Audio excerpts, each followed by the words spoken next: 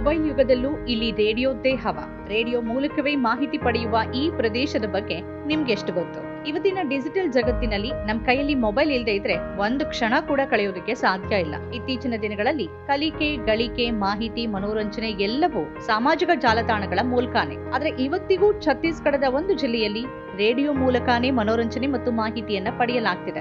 Radio ಏನು ಅಂತಾನೆ ಗೊತ್ತಿರದ ಜನ್ಸಿಗಳ ಮಧ್ಯೆ ಛತ್ತೀಸ್ಗಢ ರಾಜ್ಯದ ನಕ್ಸಲ್ ಪೀಡಿತ ಬಿಜಾಪುರ ಜಿಲ್ಲೆಯಲ್ಲಿ ಈಗ ರೇಡಿಯೋ ಮೂಲಕವೇ ದೊಡ್ಡ ಬದಲಾವಣೆ ಗಾಳಿ ಬೀಸ್ತಿದೆ. ಇತ್ತೀಚೆಗೆ ಬಿಜಾಪುರ ಜಿಲ್ಲೆಯ ಜಿಲ್ಲಾಡಳಿತದ ಅಧಿಕಾರಿಗಳು ಅಸಾಧ್ಯವಾದದನ್ನ ಸಾಧ್ಯವಾಗಿಸಿದ್ದಾರೆ. ಸತತ 7 ಕಿಲೋಮೀಟರ್ ದೂರದ ಕಡಿದಾದ ಗುಡ್ಡಗಾಡು ಪ್ರದೇಶ, ದಟ್ಟ ಅರಣ್ಯದ ನಡುವೆ ನಡ್ಕೊಂಡು ಅಧಿಕಾರಿಗಳ ತಂಡ ಆಂದ್ರಿ ಎಂಬ ಕುಗ್ರಾಮಕ್ಕೆ ತಲುಪಿದೆ. ಸುಮಾರು 6 ಬೈಕ್ಗಳ ಬೆಂಗಾವಲಿನೊಂದಿಗೆ ತಹಶೀಲ್ದಾರ್ ದಹರಿಯಾ ಮತ್ತು ಸಿಇಒ PR ಸಾಹು ಅವರ ನೇತೃತ್ವದ ತಂಡ ಗಂಪೂರು ಗ್ರಾಮ ಪಂಚಾಯತ್ ವ್ಯಾಪ್ತಿಗೆ ಭೇಟಿ ನೀಡಿದೆ. ಇಲ್ಲಿನ ಅತಿದೊಡ್ಡ ವಿಶೇಷ ಅಂದ್ರೆ ರೇಡಿಯೋ. ಮೊಬೈಲ್ ನೆಟ್ವರ್ಕ್ ಮತ್ತು ಇಂಟರ್ನೆಟ್ ಸೌಲಭ್ಯ ಸರಿಯಾಗಿ ಇಲ್ಲದ ಈ ಪ್ರದೇಶಗಳಲ್ಲಿ ರೇಡಿಯೋ ಈಗ ಜನರ ಆಪ್ತ ಮಿತ್ರನಾಗಿದೆ. ಕೇಂದ್ರ ಮತ್ತು ರಾಜ್ಯ ಸರ್ಕಾರದ ಯೋಜನೆಗಳ ಬಗ್ಗೆ ಜನರಿಗೆ ಅರಿವು ಮೂಡಿಸೋಕೆ ರೇಡಿಯೋವನ್ನ ಒಂದು ಪ್ರಬಲ ಮಾಧ್ಯಮವಾಗಿ ಬಳಸಲಾಗ್ತಿದೆ.